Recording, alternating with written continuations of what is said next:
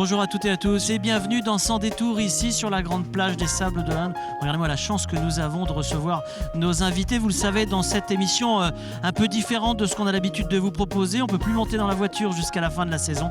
On reprend donc des invités de cette saison ou de la saison d'avant qui ont échangé avec moi, puis on leur demande comment va la vie, comment se passe leur quotidien depuis ces quelques mois que nous avons passés. Pour cette nouvelle émission, c'est Olivier Morin qui va me rejoindre ici sur la grande plage, le président de la CPME des Pays de la Loire, et c'est également Jean-Marie Poirier, un des fondateurs du festival Poupée Cadre Bancaire, qui va nous raconter comment il a vécu ces derniers mois. Bonjour Jean-Marie, comment ça va ? Bonjour, très bien. On est bien, hein ? Merveilleusement. Ah là là. Alors, ça fait du bien de retrouver un peu le grand air.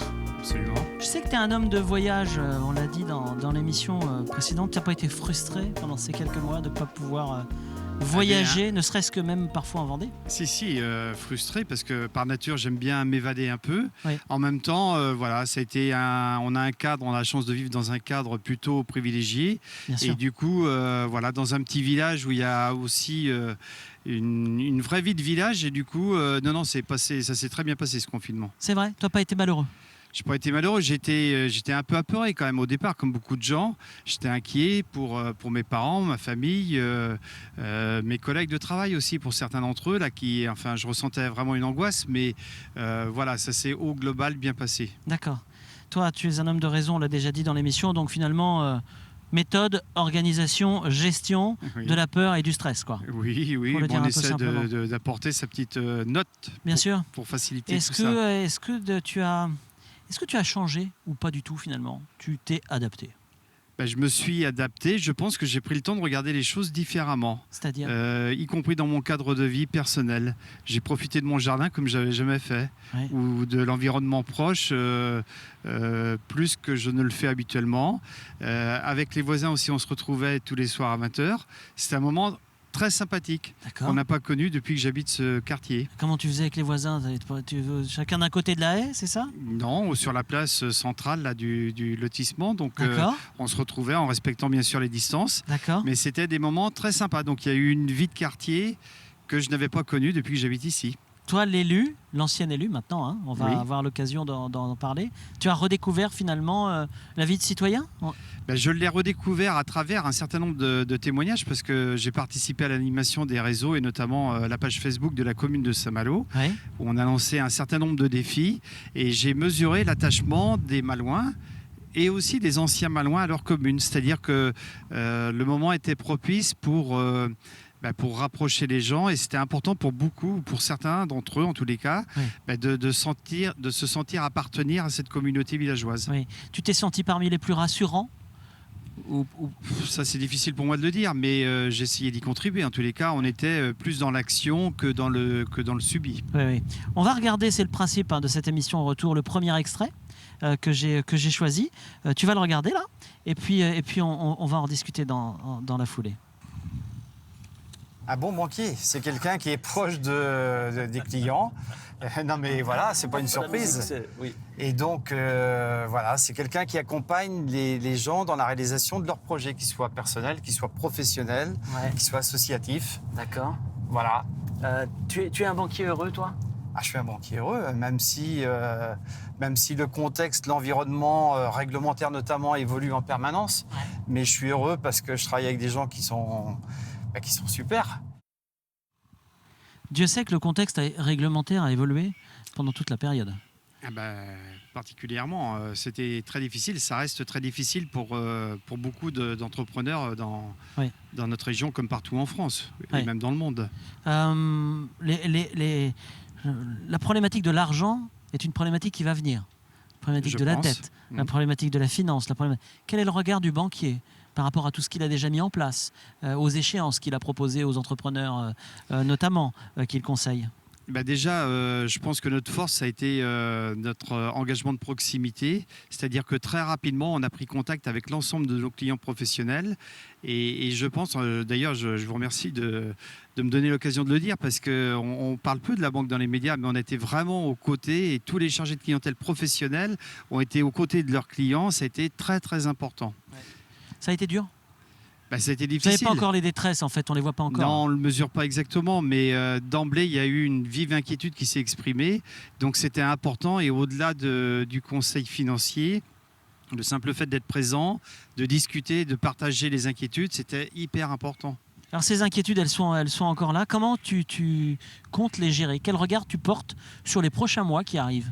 C'est difficile, il faut d'abord faire le bon diagnostic, savoir quelles sont les possibilités pour l'activité de se redresser et de reprendre pied, de retrouver un niveau d'activité suffisant pour pérenniser l'affaire.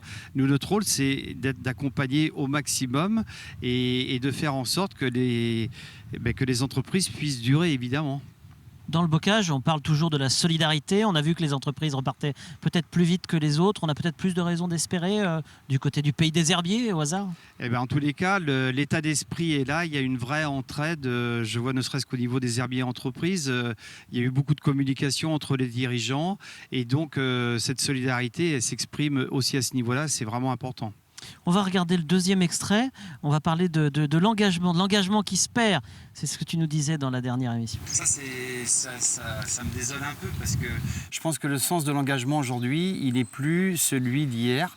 Et beaucoup hésitent parce que les médias aussi contribuent à donner une image de la fonction, de la mission d'élu qui est un peu galvaudée. Mais c'est vrai aussi que le comportement des citoyens, il a évolué, que pour un oui, pour un non, on réclame, on fait un pataquès, enfin voilà. Et donc, c'est vrai que c'est quand même un peu de tracasserie.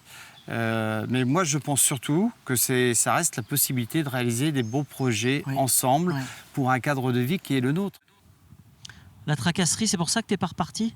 Non, parce que c'était mon 5e mandat, donc je considère qu'il faut savoir laisser la place.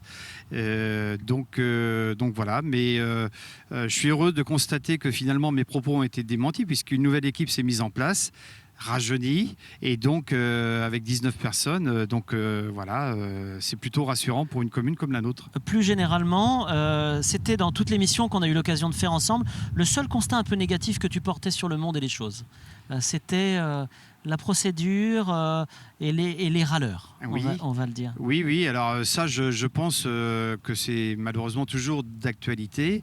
Je ne suis pas sûr que la crise ait modifié évidemment, c'est pour ça que je te proposais les choses. de réécouter ça. Au contraire, peut-être qu'elle va exacerber encore les tensions qui existent parfois entre les uns et les autres. Chacun va camper dans son précaré. Enfin, c'est ce que je redoute.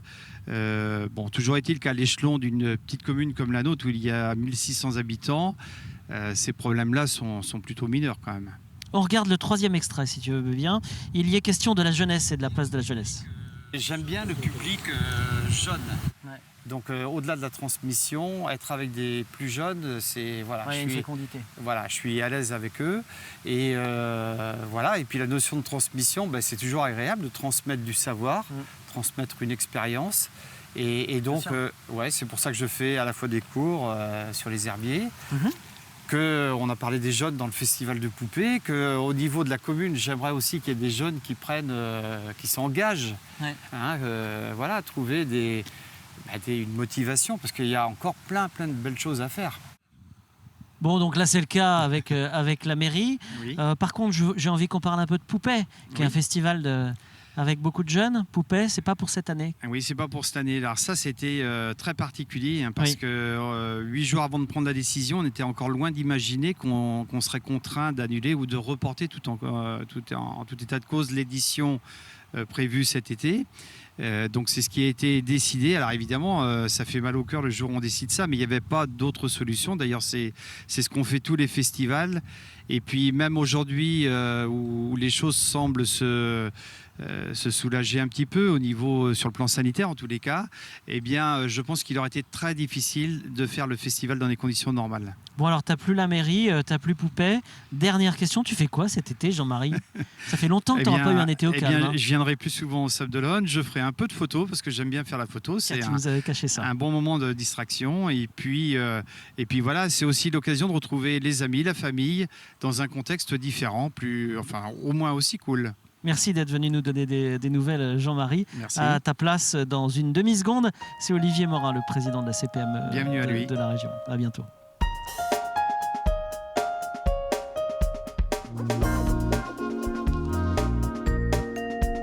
Bonjour Olivier. Bonjour Hervé. Comment vas-tu? Plutôt bien, on est bien situé là, c'est idéal Ouais. pour parler un petit peu. On est obligé d'être un peu institutionnel pour commencer. Comment vont les chefs d'entreprise adhérents de la CGPME dans les Pays de la Loire? Alors pour tout te dire, ils sont plutôt inquiets pour la Ouais. plupart. Un dernier sondage nous donnait quand même 32% de chefs d'entreprise qui étaient inquiets sur la pérennité de leur entreprise. 32%. 32%, c'est pas négligeable Ouais. sur le territoire. Et quand on discute avec eux, on sent bien une grande inquiétude parce qu'on les a mis sous perfusion, on leur a prêté de l'argent, on a fait en sorte que leur trésorerie puisse continuer d'exister, Ouais. mais on n'a pas traité le mal. Donc on n'a pas résolu tous les problèmes des chefs d'entreprise aujourd'hui. Je t'ai vu très en colère au début du confinement. On va en reparler parce qu'on va parler de la gestion de la colère et de la gestion du stress tout à l'heure. Mais ça n'a pas été facile au démarrage quand même. Hein. Ah non, le démarrage a été compliqué. J'ai eu du mal avec des doubles discours, des doubles informations, et qui sont antagonistes l'une envers l'autre. Quand on te dit il faut absolument se protéger, c'est la guerre, puis d'un autre côté c'est il faut absolument aller travailler, messieurs, et puis exposer vos salariés, moi je ne sais pas faire. Il manque des informations pour comprendre ça. Et comment as-tu finalement compris les choses? Parce Ça que s'est c'est fait. normal aussi qu'il y ait un peu de tâtonnement. On peut comprendre. Bien sûr. On peut comprendre, On je peut veux le dire. comprendre. On peut ne pas adhérer, mais on peut comprendre. On peut comprendre. On peut comprendre que face au manque d'informations des décideurs, ils puissent nous donner ce type de décision. Et c'est en communiquant, c'est en discutant qu'on arrive à comprendre les enjeux pour les uns, pour les autres, et puis que eux-mêmes entendent ce qu'on a à défendre comme valeur pour protéger nos salariés et trouver les solutions pour reprendre le travail dans de bonnes conditions. Ouais. Alors bien sûr, tout ça, c'est de l'institutionnel, c'est ta casquette de patron de la CGPME. L'homme, lui, a-t-il été en paix pendant le confinement ou pas du tout? Moi, je me suis senti plutôt bien. Alors pour deux raisons. C'est que ce qui se passait autour de moi, je n'y pouvais rien. C'était pas de ma faute. Donc j'étais assez libre face à ça, en tant que personne, en tant qu'individu. Et la deuxième chose, c'est que j'ai joué pleinement mon rôle et c'était très satisfaisant. Enfin, en tout cas, moi j'ai pris plaisir à le faire, à aider mes compères, à essayer de trouver des solutions, de les défendre. Et peut-être que j'ai pas fait tout ce qu'ils attendaient, mais en tout cas j'ai fait ça avec le cœur et ça m'a plu de le faire. Aujourd'hui, quand on gère une entreprise, on gère on a eu l'occasion de se le partager, des choses un peu meubles, puisqu'on est dans une relation affectueuse aux choses, avec une gestion de la peur qui est propre à chacun. Comment tu as appréhendé cette gestion des ressources humaines au sein de ton entreprise? Alors, ça s'est fait beaucoup dans le dialogue. On a essayé de libérer ces peurs, de les formaliser par la discussion, et puis de trouver ensemble des solutions. J'ai associé mes salariés dans la réflexion pour trouver les solutions à la reprise du travail. Et c'est avec eux qu'on a pu échanger et trouver des systèmes tout simples pour pulvériser du désinfectant sur les chantiers et pouvoir, par des choses assez simples et financièrement accessibles, reprendre le travail dans des conditions qui les rassuraient. Ouais, je sens que tu es content de tes équipes. Ah oui, moi j'ai un lien fort avec mes salariés. J'ai autant une responsabilité morale envers eux que juridique. Et j'ai la chance qu'ils me le renvoient pour beaucoup. Très bien, ça nous donne une transition toute trouvée. Pour le premier extrait, on va parler des valeurs qui te sont chères. On regarde. Une des premières valeurs, c'est le respect. Pour moi, c'est essentiel et sans doute qu'on en reparlera tout à l'heure, mais la relation aux autres, pour moi, elle est essentielle. C'est ce qui me nourrit, en fait, dans tout ce que je fais.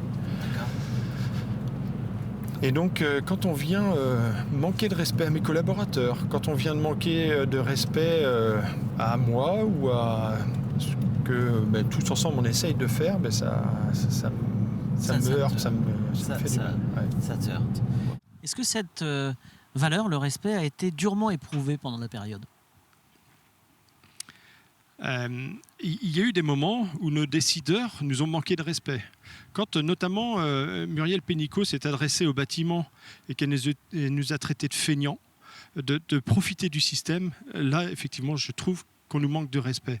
Un chef d'entreprise qui met son activité à l'arrêt, qui choisit de mettre ses salariés au chômage ou en activité partielle, il ne le fait pas de gaieté de cœur parce que derrière, il y a toujours des charges fixes qui continuent de courir et qu'il doit supporter.